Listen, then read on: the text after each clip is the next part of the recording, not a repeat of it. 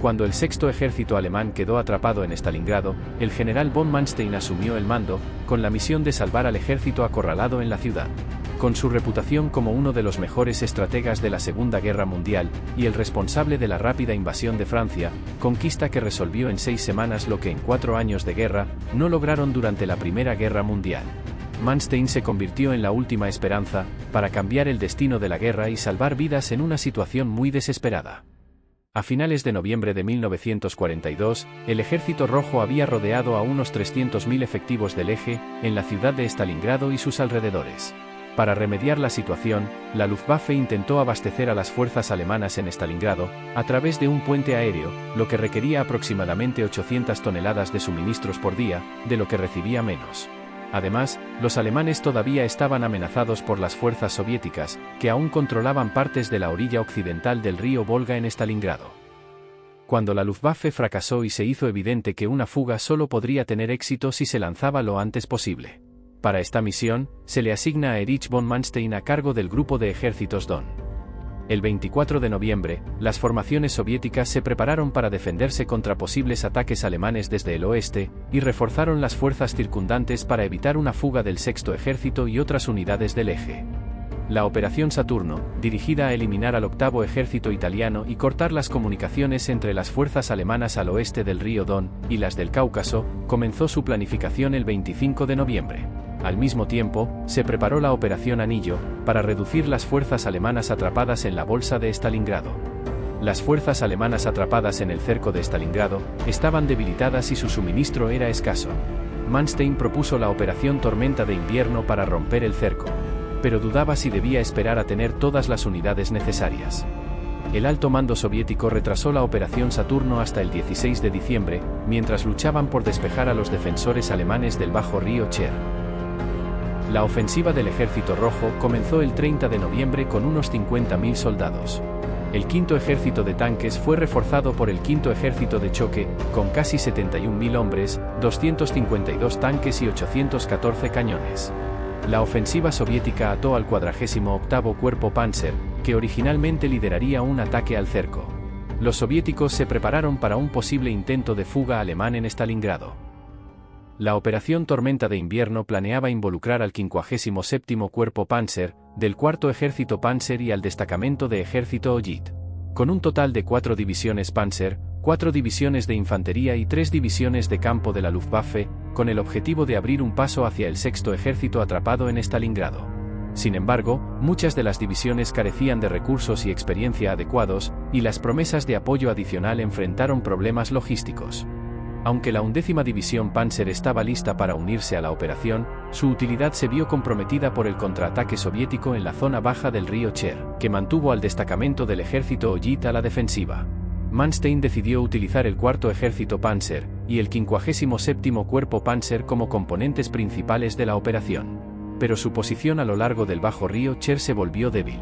A pesar de los intentos alemanes de reunir fuerzas para la ofensiva, su avance se vio mitigado por la llegada tardía de la 11ª División Panzer. El 48º Cuerpo Panzer se vio envuelto en las batallas defensivas por el río Cher, mientras los soviéticos empujaban en un intento de invadir el aeródromo de Tatsinskaya, que se estaba utilizando para reabastecer a las fuerzas alemanas en Stalingrado por aire. El 57º Cuerpo Panzer fue asignado al grupo de ejércitos Don, mientras que la 17ª División Panzer tardó 10 días en regresar al frente. Manstein lanzó la Operación Tormenta de Invierno, con el 4º Ejército Panzer, apostando a que el 6º Ejército lanzaría su propia ofensiva tras recibir la señal en código Thunderclap. El objetivo era permitir que el 6º Ejército escapara del cerco de Stalingrado, pero Hitler se negó a permitirlo. Para la Operación Urano, Zhukov desplegó 11 ejércitos soviéticos, con más de 420 tanques, 111.000 soldados y 556 cañones de artillería, cruzando el río Volga en 3 semanas.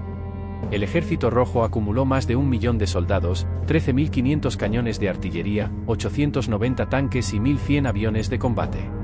Tras el cerco, el 51º Ejército y el 28º Ejército se colocaron en el borde exterior con 34.000 y 44.000 hombres. Además, se prepararon para la Operación Saturno, destinada a aislar y destruir el grupo de ejércitos alemán en el Cáucaso. El 12 de diciembre, el 57º Cuerpo Panzer del cuarto ejército Panzer, avanzó hacia el noreste hacia Stalingrado. La sorpresiva ofensiva alemana logró avances significativos, amenazando al ejército rojo y capturando la artillería soviética intacta. Aunque la resistencia inicial fue débil, la sexta división Panzer se enfrentó al quinto ejército de tanques soviético el 13 de diciembre, logrando derrotarlo en una gran batalla blindada cerca del río Aksai. Sin embargo, a pesar de los avances, el 57º Cuerpo Panzer no logró resultados decisivos, y enfrentó una fuerte presión en la 23ª División Panzer. El pueblo de Verkhnechumsky, en la ruta principal hacia Stalingrado, era estratégico pero difícil de conquistar debido a su terreno y clima. Mientras tanto, el cuarto cuerpo mecanizado soviético avanzaba hacia él con tanques limitados, principalmente el T-34, pero necesitaban reparación. Su avance obstaculizaba el camino hacia el sexto ejército, amenazando las posibilidades de ayuda a Paules. A pesar de las pérdidas, las fuerzas soviéticas lograron retroceder a las alemanas hasta el río Aksai, aunque no retomaron la ciudad. Esto permitió a la sexta división Panzer tener una breve superioridad en tanques. La lucha por Verkhnechumsky duró 3 días, con los alemanes inmovilizando y destruyendo los tanques soviéticos. Con el respaldo de la Luftwaffe, lograron avanzar hacia el río Miskova. La sexta división Panzer, aunque sufrió grandes pérdidas, se tomó un breve descanso para reacondicionarse después de la batalla. El cuarto ejército Panzer alteró los planes soviéticos, resultando en el traslado del segundo ejército de la Guardia al frente de Stalingrado el 15 de diciembre. Con unos 90.000 soldados, este ejército estaba compuesto por 3 cuerpos de fusileros de la Guardia. Simultáneamente, el cuarto cuerpo mecanizado y el 13º cuerpo de tanques atacaron cerca del río Aksai para retrasar el avance alemán hasta la llegada del segundo ejército de la Guardia. El primero y tercer ejércitos de la Guardia, junto con el sexto ejército, lanzaron la Operación Pequeño Saturno el 16 de diciembre. A pesar de la resistencia italiana, el ejército rojo logró infiltrarse parcialmente en el octavo ejército italiano el 18 de diciembre. Planteó una amenaza para el flanco izquierdo del grupo de ejércitos Don, mientras que Rostov del Don estaba en peligro por el tercer ejército de la Guardia. Manstein decidió que no podía defender su flanco izquierdo y continuar el intento de relevar al sexto ejército. Aunque la sexta división Panzer pudo cruzar el río Miskova en la noche del 19 de diciembre.